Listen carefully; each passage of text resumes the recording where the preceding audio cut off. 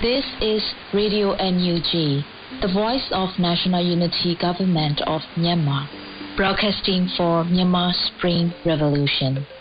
Radio NUG is transmitting from shortwave 16 meter 17.79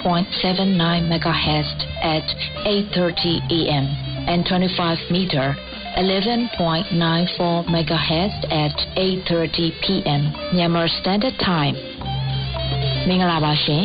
အမျိုးသားညီညွတ်ရေးအစိုးရရဲ့အတန်လွင့်ဌာန Radio NUG ကိုမနက်ပိုင်း8နာရီခွဲမှာ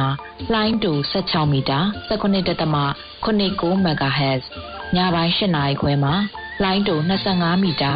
17.94 MHz တို့မှာဓာတ်ရိုက်ဖမ်းယူနားဆင်နိုင်ပါပြီမင်္ဂလာအပေါင်းနဲ့ပြည့်စုံကြပါစေအခုချိန်ကစပြီး Radio NUG အစီအစဉ်လေးကိုဓာတ်ရိုက်အတန်လွှင့်ပေးနေပါပြီ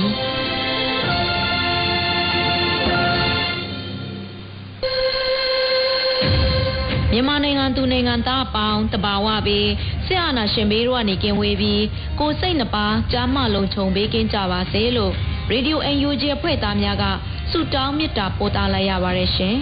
အခုချိန်ကစပြီး Radio NUG ရဲ့ပြည်တွင်းသတင်းများကိုအေရီကဖတ်ကြားတင်ဆက်ပေးပါမယ်ရှင်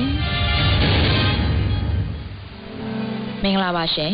အခုချိန်ကစပြီး Radio NUG ညပိုင်းသတင်းတွေကိုတင်ပြပေးပါတော့မယ်အခုတင်ပြပေးမယ့်သတင်းတွေကိုတော့ Radio NUG သတင်းတာဝန်ခံနေနဲ့ခိုင်လုံတဲ့သတင်းအရင်းမြစ်တွေကနေအခြေခံထားတာဖြစ်ပါတယ်ကျွန်မကတော့အေရီပါရှင်